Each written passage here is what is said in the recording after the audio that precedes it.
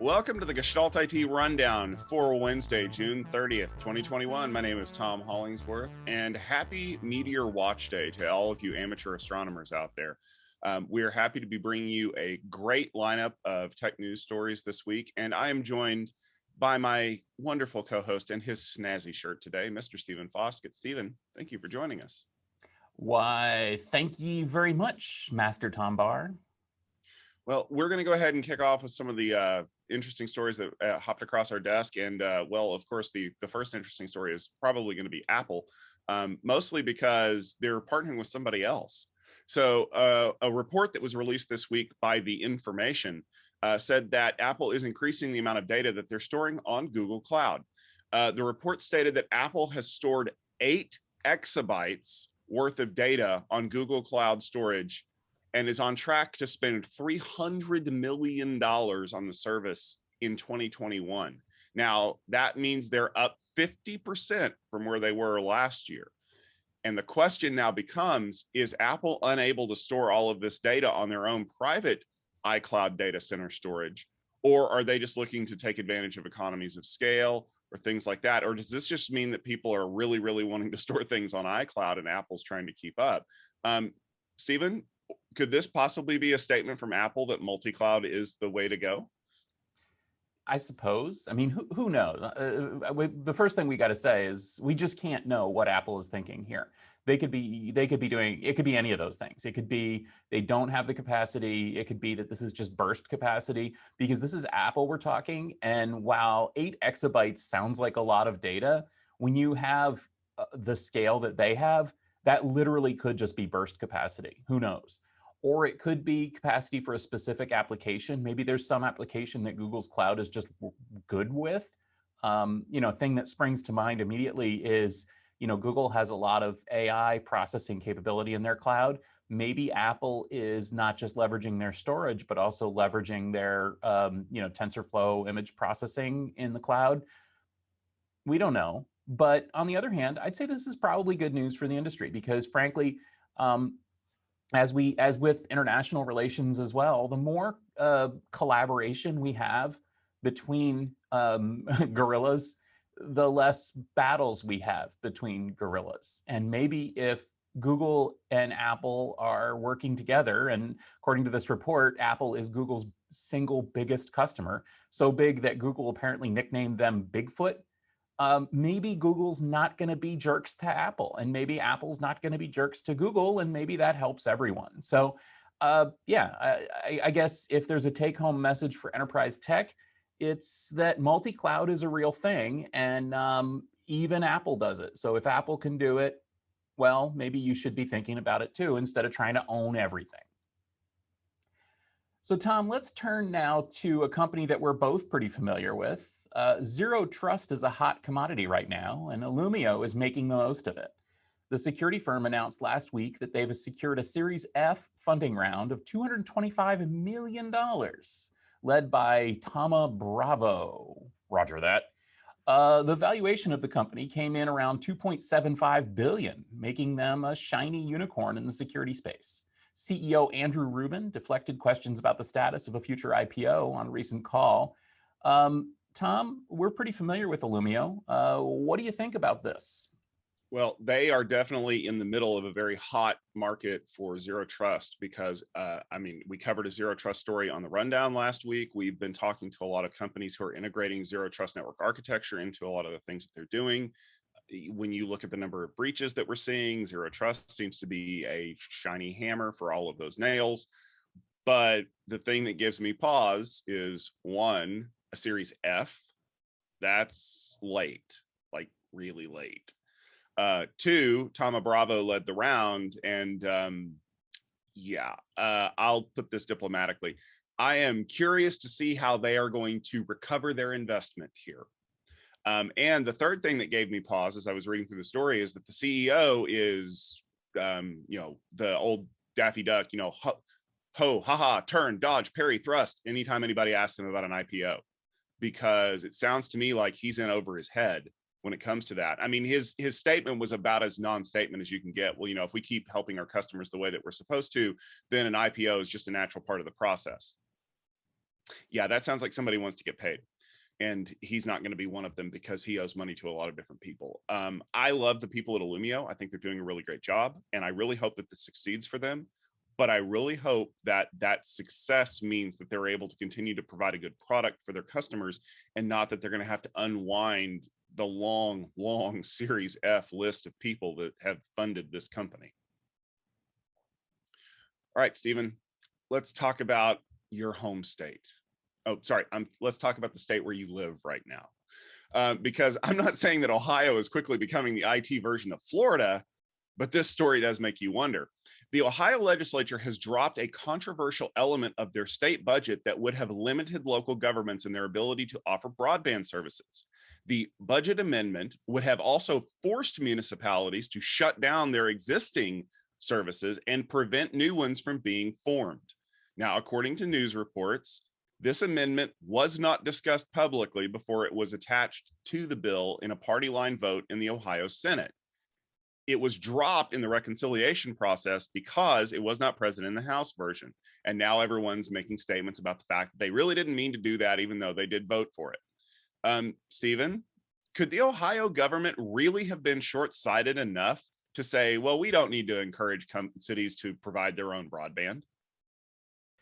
Yeah, this is a really interesting thing, and not just for people in Ohio. So just to help kind of understand what's going on here, essentially wording that would have eliminated, like basically not just put the brakes on, but rolled back and destroyed municipal funded broadband in Ohio mysteriously appeared in an omnibus budget bill, and no one knows who put it there. And even now, no one knows who put it there.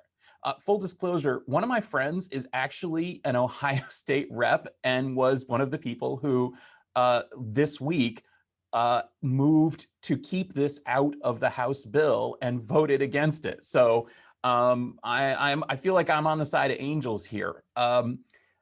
Also, full disclosure, this episode of The Rundown comes to you courtesy of Hudson Velocity Municipal Broadband in Ohio, which would have been outlawed if this had passed. In other words, we're a customer. We enjoy access to municipal fiber gigabit. And frankly, this law made no sense unless your last name happens to be Windstream or Spectrum or whatever the people that work for those companies' names are. I mean, the point is that, and this is the scary thing, somehow the industry managed to get industry-friendly language inserted into a state Senate budget bill that got perilously close to passing, and no one knows who did it. This shows the extent to which companies are meddling in laws in ways that benefit them. Because the only people who really don't like municipal broadband are the people who compete with municipal broadband. In other words, your Spectrums and your Windstreams and your, cable companies and telcos and those people. And they hate it. In fact, 19 states have laws that would block municipal broadband from even being created, which is funny because in many of the other states, not only are they moving to get rid of laws that would restrict this, they're actually encouraging it, because what they've found is that municipal broadband works. Frankly, just like other municipal utilities, and as a reminder, many states have municipal electric, municipal sewer. These utilities, they work really, really well. And in states that have municipal broadband, it's actually brought tremendous benefits to businesses. For example, here in Ohio, like I said, in my town, the fastest internet connection you could get when we started Gestalt IT was 50 megabits. And we're not in the sticks here either. We're in the suburbs of a major city. And the fastest we could get was 50 megabits. The community came together and created municipal broadband with gigabit fiber. And suddenly, the incumbents started offering fiber in town too to compete. Well, that's good. That's called competition. They weren't competing before, and now they are. But that being said, the municipal option is still a really good option, and a lot of people are going for it. So, frankly, I am frustrated to think that companies can get their own wording inserted into bills and get their own stuff inserted into laws. And I'm glad that Ohio moved to block this thing. So, speaking of, well, short-sighted actions here, AWS announced last week that they're getting into the encrypted messaging game with a pickup of Wickr. The acquisition comes as AWS is looking to expand their service offerings to organizations that need secure communication mechanisms such as healthcare and legal. But one of the things that's interesting about Wickr is that we got to put up air quotes when we say encrypted, because they were very clear that they wanted to work with government agencies to provide ways to lawfully decrypt communications when there was a warrant. In other words, this is only sort of encrypted with a backdoor. Tom, what's the end game and why is Amazon part of this? So this is a very fascinating story for me, Stephen, because I actually talked to the CEO of Wickr, Joel Wallenstrom, about 2 years ago when I was at Black Hat. And that's where he talked about the fact that he believes that encrypted messaging systems like Signal and Telegram are going to cause a massive problem because they are allowing China to beat people to the punch because the Chinese can decrypt communications.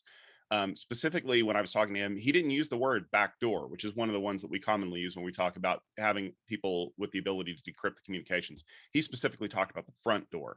He said that the government should be able to come in and use a key to decrypt communications in a messenger where they only have the key, which, sorry, my privacy willies just started shivering because no, I do not want anybody to have that.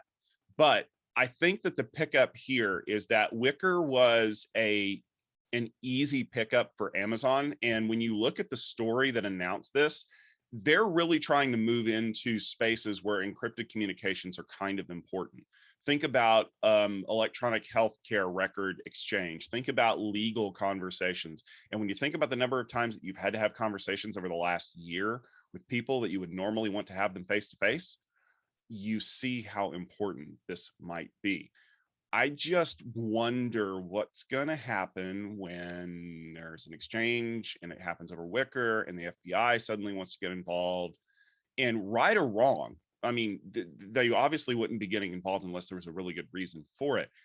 It just makes me worried that we're headed down a slippery slope. And I hope that Andy Jassy is aware of that and that he is doing everything he can to kind of defend our privacy, because I have, and Stephen, you and I have talked about this. I set the high water mark for privacy defense now at Tim Cook's Apple.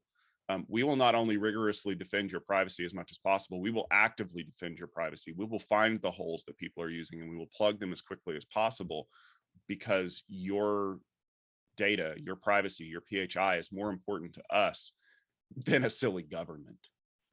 So here's hoping this pays off. All right, Stephen, we do have a little bit of a sad story to note here, but we kind of have to talk about it just for a second. The AP reported last week that John McAfee, the creator of the popular antivirus software that does bear his name, was found dead in a Spanish prison. McAfee had been held in Barcelona since last October when he was arrested on charges that were filed in the state of Tennessee from tax evasion tied to promotion of cryptocurrencies and some other things like his ghostwritten autobiography that he kind of forgot to pay taxes on. The judge in Spain had just ruled that McAfee could be extradited to the United States to face those charges like the day before, where his lawyer had basically said if he gets extradited, he'll spend the rest of his life in prison. Now, we all know that John McAfee has been pretty polarizing ever since he left McAfee and Associates and has kind of become a public media figure. And Lord knows that I can't spend a whole lot of time telling you all about it. Even the Wikipedia page is going to require the next hour of your time. But I mean, we've even seen him gone so far as to record a humorous video where he encouraged people to uninstall the antivirus program that he basically lent his name to. Now, I know that, the circumstances around his death are creating some discussion in the industry, and I really don't want to get into that. But Stephen, do you have any thoughts on the passing of an industry titan like John McAfee? Yeah, I think that's the right way to approach this. Frankly, we're not going to get into conspiracy theories. And McAfee was colorful enough as a person that he doesn't need conspiracy theories. This guy was a walking conspiracy practice. He did so many crazy, nutty, off the wall, genuinely amusing and genuinely horrifying things in his life that, we don't need to embellish that. Uh, Frankly, it's a shame that he's gone, because this is a guy who he was an important contributor to the early days of computing. He was an outspoken supporter of civil rights, you could say. He probably went over the line on pretty much everything he ever did in his entire life. And I think that that's the eulogy, I think, that fits him best. This is a person who was just over the line. But he's gone, and that's just how it is. Interestingly, his name will live on in computing. So Intel bought McAfee Associates and quickly changed the name to get rid of his controversial name. But when it got spun back out of Intel, the company embraced the name and went back to the name McAfee, even though they're quick to point out that he hasn't had anything to do with the company in 25 years. So, his name will live on. Certainly his legacy and will live on as a colorful figure in the industry. And from the looks of it, the conspiracy theories are going to live on too. And I kind of could do with a little less of that. Yeah, unfortunately, that's kind of the world that we live in now. But, I'll just say this. I hope John McAfee finds the rest and relaxation and peace that seem to have eluded him for a while. So let's move on to a couple of our closer look stories. There were some things we wanted to dig into a little bit deeper here in the industry. And the first one comes from friend of the show, Intel, because as many has suspected, Intel officially announced that their next generation Xeon platform, known as Sapphire Rapids, will appear, but not until Q2 of 2022. This is a few months later than previously suggested, and it's no surprise given the late introduction of Ice Lake this year, which we covered as part of a special Tech Field Day presentation, and the fact that there's so much that's new in Sapphire Rapids that it was going to be hard to kind of squeeze it in right there. Now, what does this schedule change mean for Intel, Stephen, and really for the industry in general? Because I know that when processor architecture starts slipping, that's just the little P at the top of the hill that creates an avalanche down the road. Yeah. And I think that that's the important thing here. And we saw this with Ice Lake, and we saw this with Cooper Lake, and we're going to see this with Sapphire Rapids as well. These things are incredibly, incredibly difficult. Each one of these things is a moonshot to develop. And to have them slip a quarter is not a surprise. But that being said, what does it even mean to have them be delivered in a quarter? And I think one of the things we learned from Ice Lake is that it doesn't actually mean very much at all. Essentially, Intel was shipping Ice Lake parts to select vendors 6 months before the announcement. And Intel just started shipping Ice Lake parts in volume to the channel 6 months after the announcement, well, 3 months. But, essentially, these products don't just appear at your local friendly Newegg the day they're announced. They have an interesting launch cadence, especially the big data center products. So, Ice Lake, as I said, they were shipping those things to hyperscalers for a while before even the product was announced. By all expectations, Sapphire Rapids will probably be in the hands of hyperscalers at the end of 2021, about 6 months before the announcement. And that's just how Intel does things. Similarly, they probably won't be widely used and widely available to data center customers until the middle or the end of 2022, because again, that's kind of how things go. So I wouldn't worry much about the release date, except in terms of planning for another exciting keynote, maybe in person, where we'll be able to get some time with the Intel execs and ask them some details. For me, the interesting aspect here is the very short time frame between Ice Lake and Sapphire Rapids. Even adding this quarter in doesn't change the fact that, as my good friend Patrick Kennedy said, Intel's in an ice pickle with their current platform. Ice Lake replaced the low socket count, 1 and 2 socket versions of the Xeon, brought PCIe Gen 4, brought more memory channels and more advanced instructions. But it was really a bit of an iteration over the previous platforms. And frankly, Sapphire Rapids brings so much more to the table that a lot of OEMs and hyperscalers maybe aren't going to really embrace Ice Lake all that much at all, because they know that something better is just around the corner. This change in schedule is not going to change that at all. And what's so better about Sapphire Rapids, you ask? Well, certainly we expect that Intel will have more cores, because more cores is better, and that's what everybody's doing, right? In fact, they've already talked about the fact that it's probably going to have more cores. But more importantly is the fact that Sapphire Rapids brings some other important improvements to the Xeon platform to allow them to better compete with AMD and ARM. And I will point out that we just recorded a video on Friday with Intel where, now they didn't talk about Sapphire Rapids, but where one of the honchos over at the Xeon division went directly at AMD and kind of laid out the challenge that Intel is placing in hyperscalers in the cloud to the obvious advantages that AMD's EPYC brings with more cores. And essentially it boils down to this: AMD is delivering more cores and faster cores, but Intel is delivering cores that do more, and that the whole more and faster thing may not be as important when you're talking about actual workloads.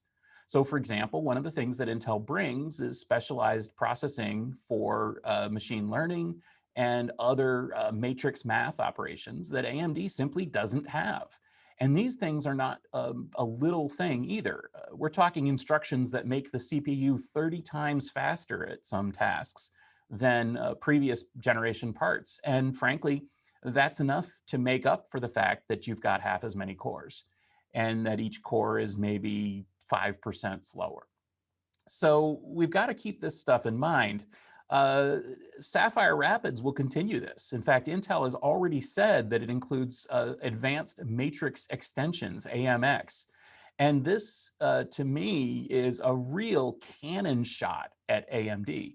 Because as I said, AMD already doesn't have what Ice Lake and Cooper Lake have in terms of advanced instructions. And Intel is now saying, guess what? Sapphire Rapids is going to have even more of that works even better and even faster. And that's a big advancement. So frankly, right there, we see an advancement that's probably worth having for hyperscalers that use that kind of math. Additionally, Sapphire Rapids is going to bring high bandwidth memory to the table. HBM is something we've all been looking for a while, and it essentially gives us an even faster tier of memory that you can include that has stacked chips so that it can be a little bit more dense, it can have more channels, and more memory channels is one of the things that AMD brought with the EPYC processors that AMD matched with Ice Lake. And now, by all accounts, Intel is going to actually leapfrog AMD in terms of memory bandwidth. So that's a big one. Another thing that it's bringing to the table is PCIe Gen 5. So AMD actually got the jump on Intel with Gen 4, and AMD's EPYC is in fact the reference platform for Gen 4 PCIe in the data center, not Intel. That's a real slap in the face for the folks in Oregon. So they're bringing Gen 5 PCIe to the table with Sapphire Rapids, and they're hoping that they can be the reference platform once again for the connectivity that's going to dominate the data center. And the reason it's going to dominate the data center is the other thing that Sapphire Rapids brings, which is CXL, or Compute Express Link. This is a cool disaggregation technology that allows you to have modules of interfaces or memory or processors, GPUs, that sort of thing. And they don't necessarily even have to reside in the same chassis. So think about the Thunderbolt ports on your MacBook Pro. Now imagine that those things were PCIe Gen 5, data center ready, and had really high-tech advanced connections right back into the CPU. That's what Intel's bringing to the table with CXL. And there again, Intel promises to be ahead of AMD and ARM in the delivery of PCIe Gen 5 and CXL 1.1 with Sapphire Rapids. So all this is to say that this is a big, big change. If you looked at Ice Lake and said, okay, more memory, more cores, that's great. You're going to look at Sapphire Rapids and say, this thing doesn't look like anything I've ever seen before. This is a totally different kind of server. And that's what Intel is promising. And that, frankly, is why I'm not at all bothered by the fact that they just announced that it's going to be Q2 instead of Q1 next year, because this thing is going to be huge. Yeah, and I would argue that this is Intel falling back on their legacy of building complicated instruction sets over reduced instruction sets. I mean, anybody who's watched Hackers can remember the RISC versus CISC argument. But reality says that Intel knows that they can build complicated machinery better than other people, and they're going to rely on that heritage when everybody else is saying just build more cores that do simple things faster.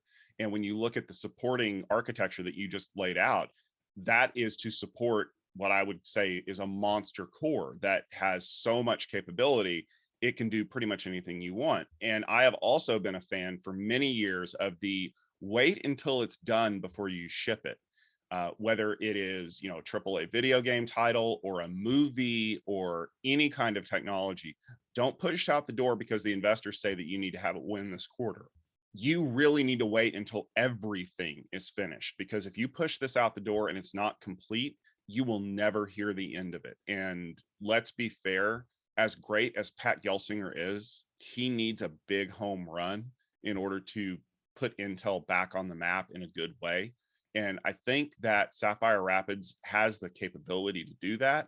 So if the crew at Intel says they need to wait a few more months before they're ready to do this, let's give them a few more months before we start saying that the sky is falling. So speaking of nothing to see here stories, LinkedIn doesn't want you to connect a data breach that just happened to anything they did. This career site was the target of a massive leak of user info. On June 22nd, a malicious person started advertising data from some 700 million LinkedIn users, and a sample of 1 million users was validated, not just as accurate, but even up to date to 2021. When he was questioned about this breach, this hacker claimed that he had exploited the LinkedIn API to harvest things like email addresses, phone numbers, professional backgrounds, and even salary ranges. LinkedIn has responded with claims that some of the data collected wasn't available via the API and must have been collected from other sources. And they also said that the breach must have occurred elsewhere because scraping the API is a violation of their terms of service. Nobody would ever violate terms of service. So, Tom, how much trouble are we expecting to see here in terms of LinkedIn, and how much concern should we have about this?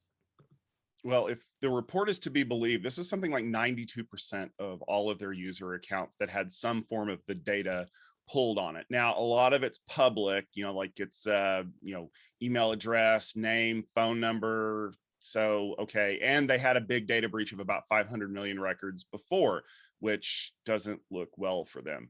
And normally a huge data breach wouldn't even really register anymore when you think about it. I mean, they didn't get passwords. They didn't even get password hashes. They didn't get any kind of confidential info unless it's something you just didn't share publicly. It's the fact that LinkedIn immediately jumped in and said, okay, well, we saw 1 bit of data in here or 2 bits of data that couldn't have been pulled from our API. So obviously this must have come from somewhere else, because no one would dare scrape our API because that's naughty. I'm like, yeah, and walking into a bank with a firearm and demanding all the money in the vault is a crime, and people still do it. Don't just assume that because you say it's against the rules, that doesn't mean that somebody's going to go out there and try to do this very thing. How do you prosecute that? Do you look for people who are trying to attach too many API requests at one time? Do you have like a lag of, scraping that you can then punish people somehow? Because I'm going to say that if your system is geared to let people do whatever they want, and then if you catch them at a certain threshold, maybe, like tell them they're in timeout, you're not actually trying to solve the problem. You're just hoping nobody figures out you have bad security. And at this point, as much as I hate to say it, you've been owned by Microsoft for 5 years. So this is as much a Microsoft problem now as it is anything else. And you know that they know how to fix this problem because you can't do the same kind of enumeration in Active Directory. We also have to be aware of the fact that, and everybody that's watching this show knows, we have seen a significant uptick in the amount of people who are capable of doing data breaches, and not just one-offs either. Like, you consider that this is the second one that LinkedIn's been hit by in API land, you know that a third one's coming. And you have to know that uploading your data somewhere is going to mean that it will be exposed at some point in the future. I now live in a world where anytime I fill out any kind of information in a form, I know that that will eventually wind up somewhere on the internet in a place I didn't expect it to be, because so many people are getting so good at breaking into these places and taking things that, quite honestly, they have access to, because APIs make it a lot easier than you think. I'm not saying we need to shut down APIs. APIs are a very important way to do things. What I'm saying is that companies need to be more careful about how they allow people to do API access. I don't know, meter it. If your rule says nobody can access all 750 million records in our system to scrape them, okay, cool. How many would you expect someone to reasonably be able to pull down in a day? 1,000?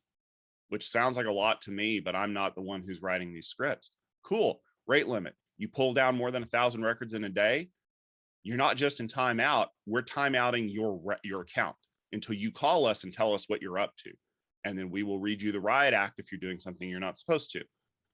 But if you're just sitting here wagging your finger, you are not fixing the problem. You're shifting the blame, and it will not end well for you in the court of public opinion.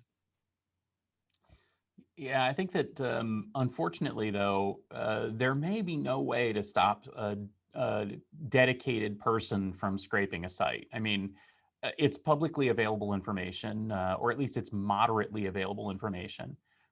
One of the ways that LinkedIn has tried to keep people from scraping is by limiting access to some information to people in your network. But of course, then we've seen a lot of bot accounts joining, and people, frankly, a lot of people, even people that listen to this show and people in our friend network, have a policy of just accepting every LinkedIn request, because why not? Well, this is why not. Because that's where this information comes from. Because if you're a friend of a friend, the website will let people see your information. And if people randomly accept contacts from people they don't know, then that's getting around LinkedIn's attempt, moderate as it is, to stop this from happening.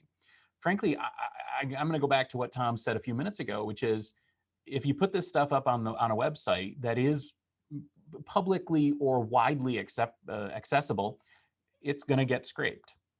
And it did. And LinkedIn kind of didn't get hacked here. And this kind of isn't a hack or a dump or anything. It's just a scrape. And scrapes happen, and I guess that's how it's going to be. So, but it is really Microsoft's problem. And I do have a suspicion that Microsoft has some ways of keeping this from happening, if only LinkedIn would work a little harder to keep it from happening. Yeah. All right, Stephen, I wanted to close out here with an interesting story that kind of revolves around storage and security, because there is an exploit out there in the wild that's making a lot of problems for people who use Western Digital's MyBook Live storage system. The issue stems from two completely separate vulnerabilities. The first one allowed attackers to gain full root access for the WD MyBook Live through a modified language configuration file. Now, that bug has been present ever since 2018. Now, you may ask yourself, why did they not patch a bug 3 years ago? Well, it turns out that 3 years before that, Western Digital stopped supporting the platform, so they haven't released any patches for it. So this bug's been sitting out there for a while. The newest zero-day attack that was discovered by Ars Technica was the one that allowed drives to be reset to factory defaults without prompting through a remote shell. Oops. Researchers believe now that what they're actually seeing is that the first exploit, the root access one from 2018, was being actively used by a ransomware / botnet crew to recruit these WD drives to participate in a botnet. Okay, great. So where does the second exploit come in, and why are people's drives getting wiped? Well, it turns out they think that there's a separate crew, possibly a rival, who wants to slam these guys and possibly get a little egg on their face. So they found out how to remotely wipe all of the drives to prevent the exploit from happening, because the original exploit, they were going to be persistent for a while. Well, when they reset the drive's factory defaults to clear out the exploit, that means your data goes with it. So here's what you need to do. If you're still running one of these devices, unplug it from the internet, or at least block capability for people to get into your network to use it. And the other problem is that someone's going to figure out how to fix this mess. And I promise you, it's not going to be Western Digital, because they're not going to write a patch for a 6-year-old device that, quite honestly, they would rather you upgrade anyway. So yeah. Stephen, is this why connected storage without some kind of guardrails or authentication protection mechanisms is a bad idea? Tom, they're always after me, IoT. I really appreciate the security perspective on this problem. So let me give you the storage perspective.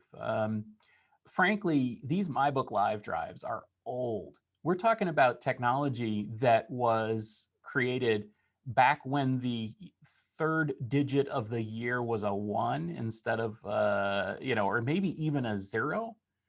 We're talking about drives that were end of life 6 years or 7 years ago, in some cases. These are old storage devices. And frankly, if you're complaining that all your data was lost when the drive was wiped, I got something to tell you, buddy. That drive was about to crash and die anyway. We're talking 10-year-old hard drives that have been spinning continuously in an enclosed container with, sorry, Western Digital, poor cooling for 10 years. These things are dying. That being said, this shouldn't have happened. This was frankly a sloppy programming job on their part, and they left open a couple of vulnerabilities that could be remotely exploited. These things apparently used UPnP to open up ports, so even if people did have a firewall, they could still be accessible over the internet. Western Digital saying to unplug it. Yeah, that's probably the best thing to do right now. Western Digital has also said that they're going to work on a way to recover the data off the drives, which is awful nice of them, considering, again, that these things have been end of life for 6 years and are probably 10 years old at this point.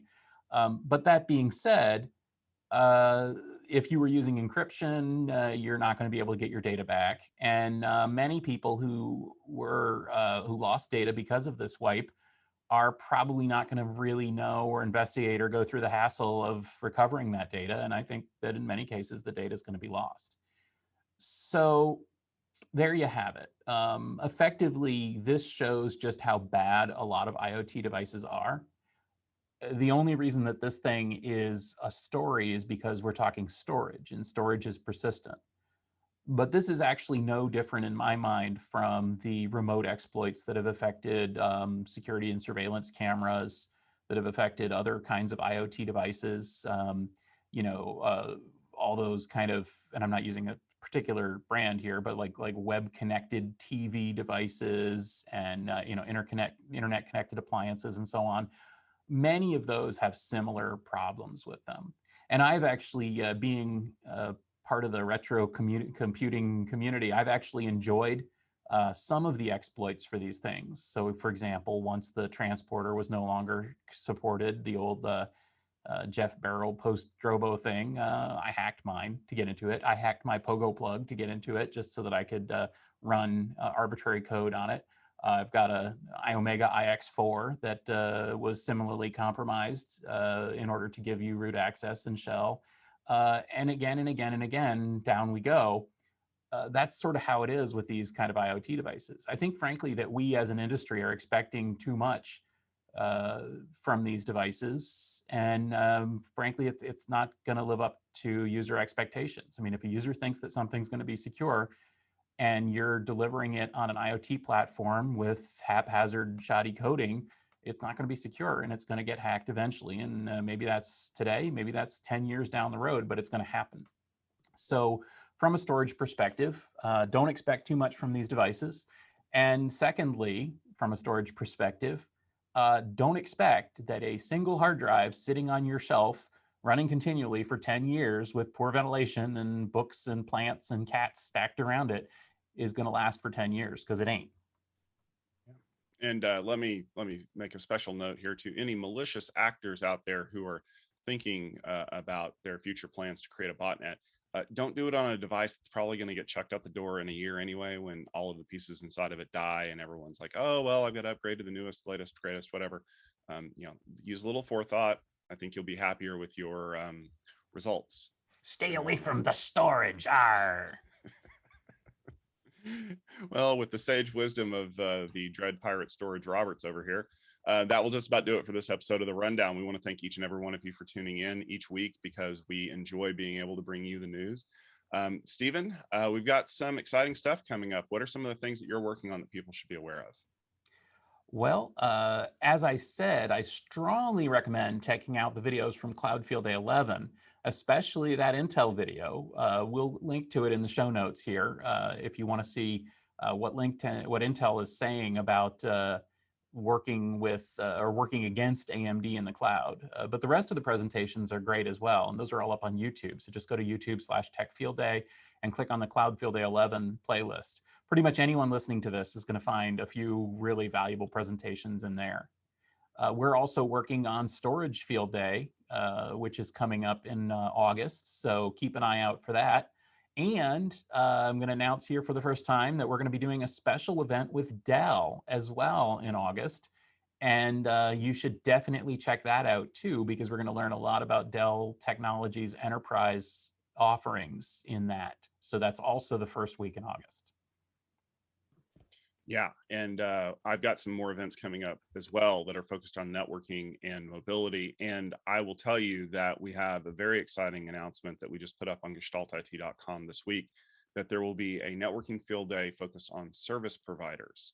So if you are the kind of person that wants to know how your ISP cooks on the back end with things like BGP and MPLS and EVPN, you're definitely going to want to tune in. You can find out more information about that if you head over to gestaltit.com right now. We have a link to some of the thought process behind it, and we'll be adding more information about that event coming up soon.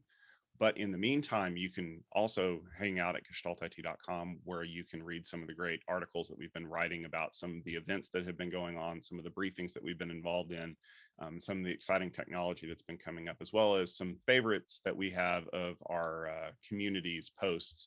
Little things that you can learn, little interesting analysis. But you can also check out our on-premise IT Roundtable podcast. You can also check out episodes of Beetlazing AI. We have a lot of great information out there that you want to make sure you check out. We're going to go ahead and sign off for today. We will be back next week to start Q3 of 2021 with some more great news and possibly a little bit of snark. You'll just have to wait and see. But for Stephen Foskett, myself, Tom Hollingsworth, our great community, and our great members of Gestalt IT, thank you very much for tuning in, and we will see you very soon.